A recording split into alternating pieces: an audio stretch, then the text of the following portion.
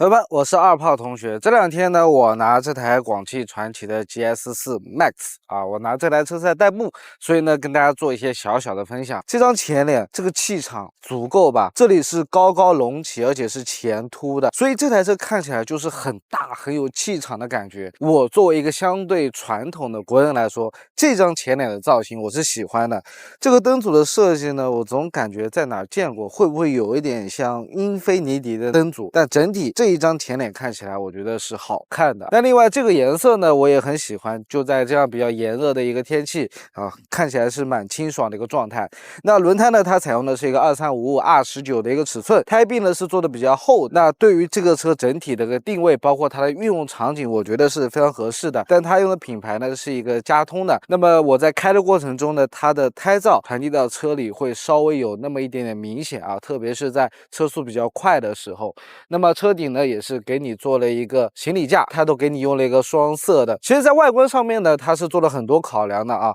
很多地方呢用了很多平直的线条，比方说这一条线，包括下面的这一条线，包括它车顶呢，也是这种直来直去的风格，包括后视镜，基本也是给到了你这种比较横直的一个风格。那么包括车尾这一部分呢，这一块造型我觉得也是它非常有辨识度的一块。然后侧面呢，它虽然不是一个新能源车型，但也是它给你用到了一个隐藏式的门把手啊，这个也算是与时俱进了。那尾灯呢，用了一个贯穿式的造型。那尾部呢，其实相比于前脸，我觉得它的前脸会更出彩。但这一个车身尾部的造型呢，其实也是一样啊，这一块地方是最突出的一个部分，真的是蛮有特色的。上面有一个尾翼啊，然后给大家看一下它的尾箱。电动尾门，我觉得在这个级别中有挺好啊，但没有也属于一个正常的。那它的尾箱呢，其实做的是相当规整的啊，把能用的空间基本都给你掏出来了，除了轮拱啊，除了它这个车身外观造型必须要用到的部分都给你用尽了，然后下面呢也是有给你放了一个备胎，我觉得有一个实体可用的备胎是一件非常重要的事情。在我日常使用的过程中，我也拿它装过一些比较大件的东西啊，这个尾箱的空间绝对会让你满意的。我们看下它的车厢。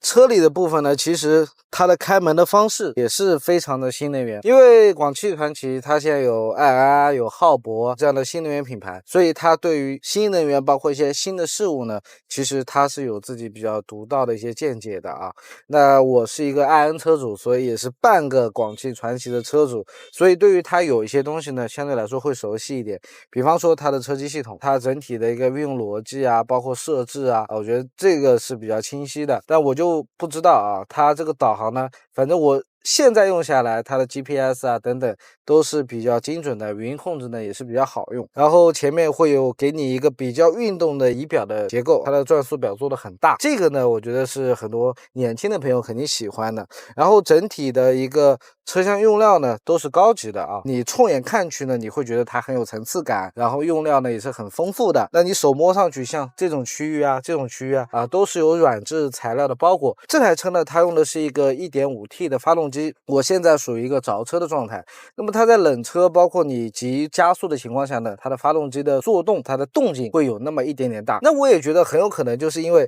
它有引爆啊这样比较运动的车型，它也希望把这一些声音传递到车厢里面，因为很有可能它的用户呢是比较年轻的一个群体啊，他们还是希望他们的车有那么一点点运动的感觉，不然它也不会做出这样的一个仪表啊，包括它的方向盘的整体感觉，就是还是给你传递了一些运动的讯息的。整体开起来的感觉呢，它的底盘也是支撑性偏好的那一种，所以你把它开快呢，它的底盘也是可以跟上你的节奏的。但它这个变速箱跟发动机的匹配呢，我总感觉啊，就不是那么的强。如果你要把它快节奏的去驾驶的话呢，它可能它的变速箱跟上你的速度就没有那么的快。车厢里面的空间，包括它这个座椅给你的反馈，我觉得都是合适的，一上来就没有让你觉得有任何不舒服的地方。我也试过把它开的比较久，可能开2个小时，这张座椅对于我腿部啊、腰部的承托都做得非常好。在储物空间上面呢，底下有这么大的一个储物格，3个杯架啊，我觉得这个很合理，因为我个人是比较习惯在车上去放一个长期会备一个饮料，那么这个时候我跟副驾一人买一杯咖啡，搁这儿就很舒服啊。然后手套箱空间也是很大的，但里面是没有一个人物的包裹，所以储物能力上 OK， 但是这种看不到的细节上面呢，好像10万级别的车大部分都是这样吧。我们去看下后排。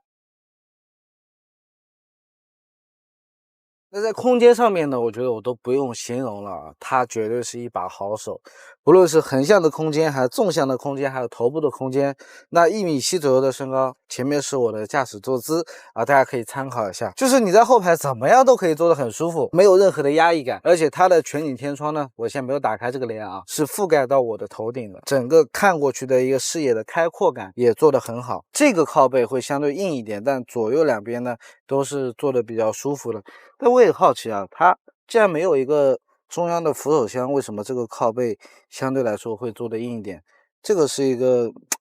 我觉得比较奇怪的一件事情。但是日常坐4个人，这辆车的空间啊，包括舒适感，真的是比较无敌的一个状态了。另外不得不提的就是它的一个油耗的表现了啊。那工信部这些我们不说了，那这几天我实际开下来呢，它差不多就是8升多的一个水准。对于它这个尺寸的车来讲，我觉得是非常正常的，因为有时候我也会把它开的比较节奏快的那一种。那么这台 GS4 Max， 我觉得它算是一个多面手吧，它扛得住我们肉眼去看，然后空间呢也是拿得出手的，你买回去家用也不会说